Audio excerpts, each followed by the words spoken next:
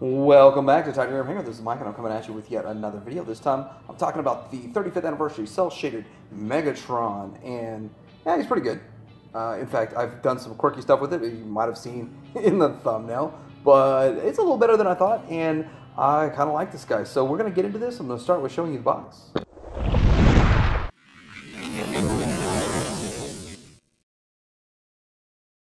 So here's the packaging right here, and yeah, it looks good, and the figure looks good. It's just great.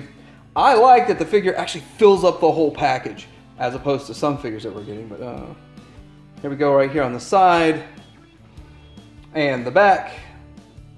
He's a tank. Wonder if I can get a fan mode into a gun. Find that out, won't we?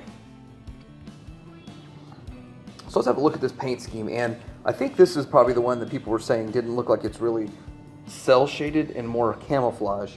So I could kind of see that, and as you can look, you can see that it's the cel shading doesn't really hit it like light's reflecting off of it. I do think it's more for the bot mode, but you know, it's okay with me because I do prefer everything to look better in the bot mode. I still don't think it looks bad at all. In fact, I think this looks nicer and cleaner than the other version. So let's go ahead and take a quick comparison.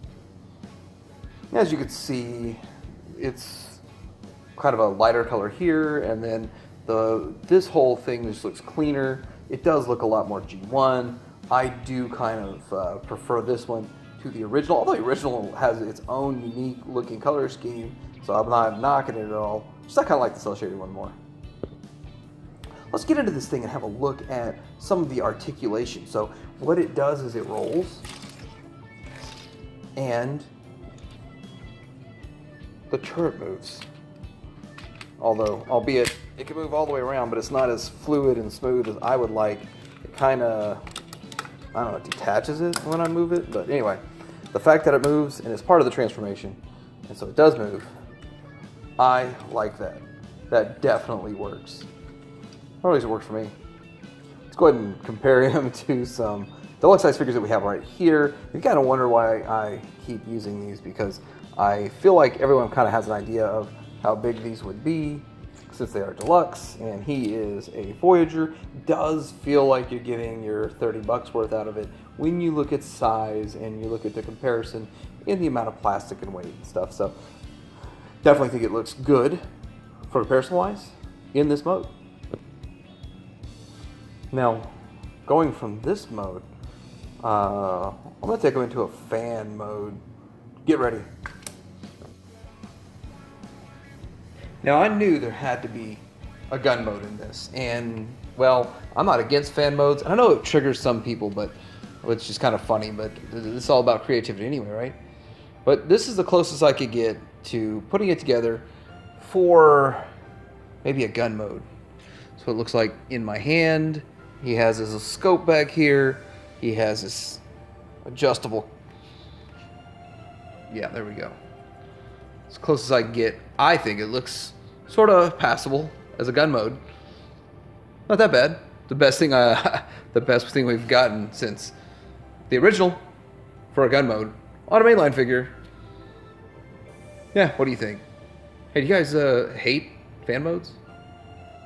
I hope you enjoyed the fan mode. If not, I'm sorry. Let's go ahead and get the transformation. Okay, first thing I'm gonna do, let's go ahead and pop this out. This whole mechanism slides out. It's the sword-ish thing, and we can snap it into place there and just get it out of the way. Now, we're going to remove this here, and there's a lot that goes on with this guy. So I like doing legs first. You heard that before. The legs are actually tabbed in, so we're going to untab these bad boys like so, and it sounds like, you know, you're doing some damage there. I don't know why it makes that sound. Well, I guess I do. So if you look right here, we're going to flip these pieces in the back down, and this is the strangest mechanism ever. It is kind of like it's going to fold up and then out. It is strange. He's a gymnast or something. And then we're going to close this. That is some really strange business that they had. And then now you're going to turn it back around. You want the clean side on the outside. Okay, next we're going to do the same thing. Fold this back fold this up, out, down. That is so weird how the legs work. And then let's go ahead and get these back part of the feet out. That is crazy. So now we got this part here done.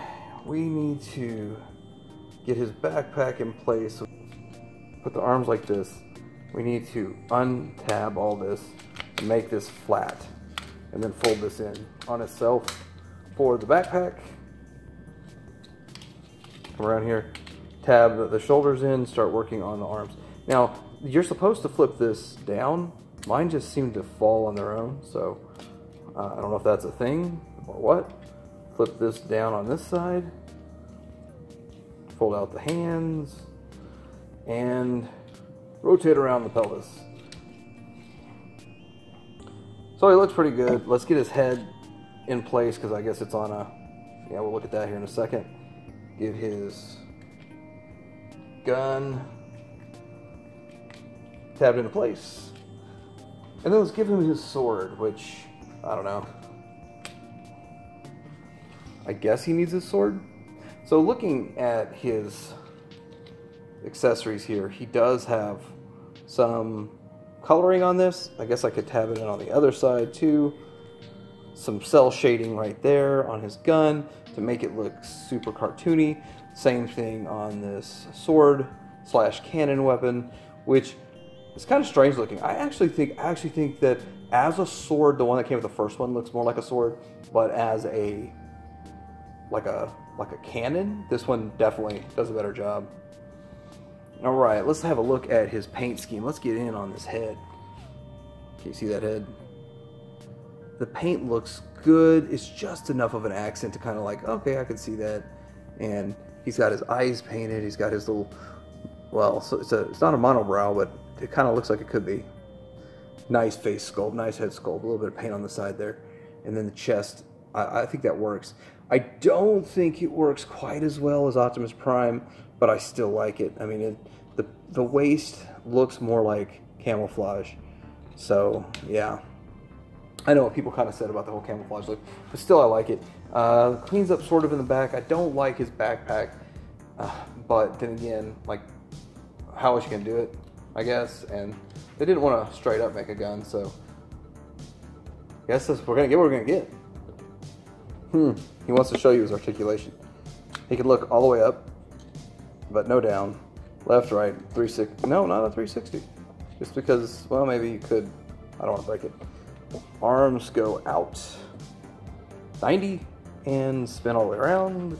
You have it's an elbow swivel, not a thigh swivel. And you have a single jointed elbow for a 90. So I mean, everything that the regular one has. You do have this big gap right here. You have a 360 waist, but you saw that. 90 forward, 72 back, and the knee is a 90, and his thigh swivel, crazy thigh swivel, is part of the transformation, of course. And we have this. Now it feels like I'm popped something to get some ankle tilt out of that. Hold on, is it just me or did you hear that? Yeah, it feels like you popped something.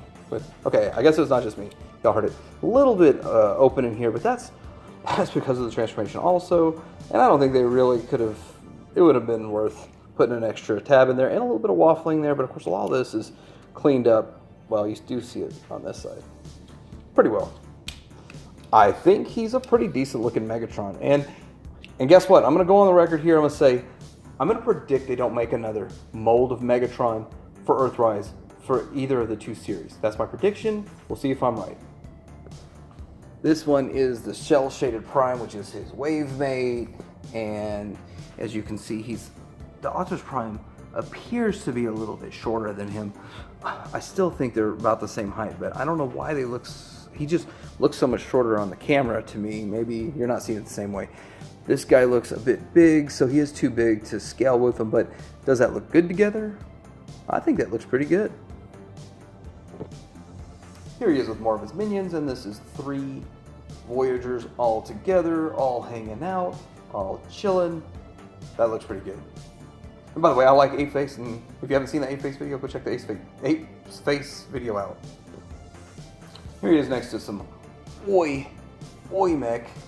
KO oversized versions of Siege figures that were originally deluxe. They're KO oversized, so now they're about Voyager size. And let me tell you, I like them. I really do like bigger figures. It's really cool.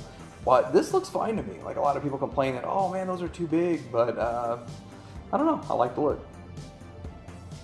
Here he is next to more KO oversized figures that are going to make up the combiner. And yes, I still think that looks pretty good together too. So for a $30 figure, that's not a masterpiece, that official mainline that you can find in the store, I think it's actually a pretty good figure. And I wasn't highly impressed with just pictures of it, and in hand I still don't like the backpack, and there's things to nitpick about it. So far it's the best, closest G1 looking representation we have in bot mode, and of course G1 didn't have a tank mode, so and I understand the laws and why they didn't make it into a gun, but I can still make it into a gun because I can do whatever I want, because I guess. Anyway, I think he looks good. I think he's great. I really like the cell shaded. I really like the clean look. More than the original one. So when I saw the pictures, I initially jumped on it. I got it from Walmart. It is a Walmart exclusive. They should be showing up in your store. If they don't show up in your store, you can order them off of Walmart.com because that's where I got mine.